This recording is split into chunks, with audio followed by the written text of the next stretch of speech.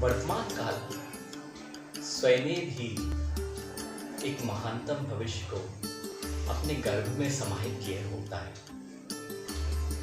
काल चक्र सनातन काल से ही अनादि अनिधन श्रमण संस्कृति के गौरवपूर्ण इतिहास का साक्ष्य रहा है।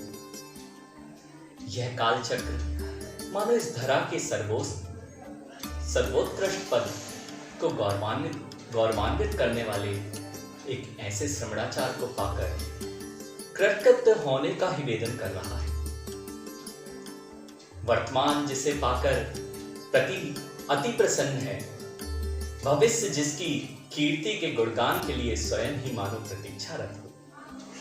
मुक्ति कन्या स्वयं ही जिस श्रेष्ठतम वर की प्रतीक्षा कर रही हो, देवगण जिसकी स्तुतियां करने के लिए आतुर हो, शब्द वर्गणाएं जिनका निमित्त पाकर स्वयं को गौरवान्वित वेदन कर रही हो, मनोवर्गणाएं ऐसे प्रफुल्लित हो रही हो जैसे इससे पवित्र एवं निर्मल स्थान अन्यत्र पाना असंभव हो।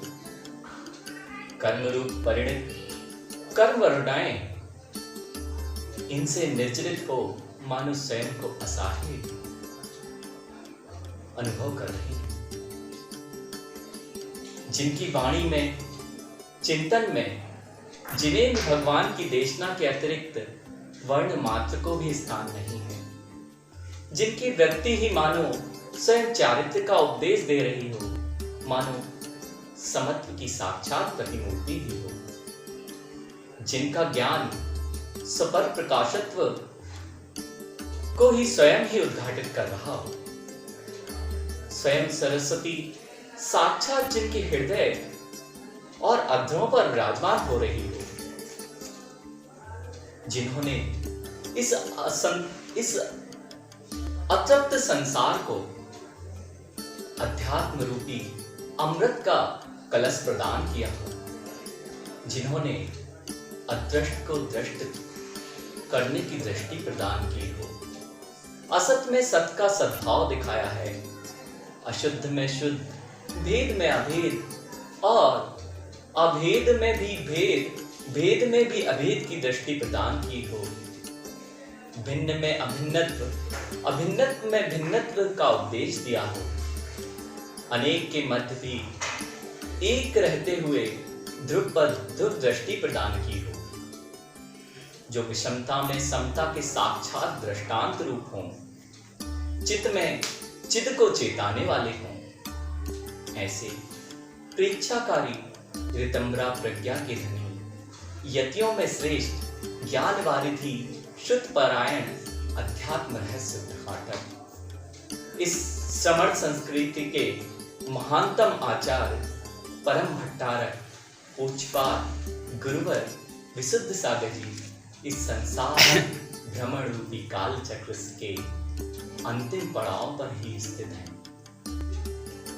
आकाश के तारों की गणना तो संभव है, समुद्र के पानी की बूंदों की गणना भी संभव है, किंतु आपके गुणों को कह पाना अशक्य है।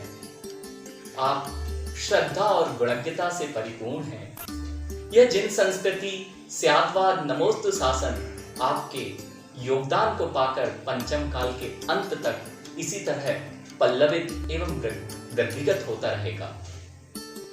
यह काल चक्र स्वयं ही ऐसे महामुनिराज की गाथा को गाकर गौरवान्वित होता रहेगा। ऐसे महाश्रमण महामुनि का शिष्यत्व पाकर एवं आशीष से निश्चित ही परम समत्व रूपी सिद्धत्व की प्राप्ति होने में कोई संदेह नहीं है। पूज्य महापुरुषों का गुणगान पुण्य प्राप्ति का महानतम साधन होता है। ऐसा ही साधन स्वयं सर्वार्थ सागर जी ने अपने लिए तो प्रदान किया ही, साथ ही साथ हम लोगों को भी इस पुण्य रूपी महायज्ञ में योगदान देने के लिए निमंत्रण दिया हो। ऐसे महानतम आचार्य भगवान को हम सिद्ध श्रुत आचार्य भक्ति पूर्वक बारंबार नमस्कार करते हैं। नमोस्तु भगवन, नमोस्तु भगवन, नमो।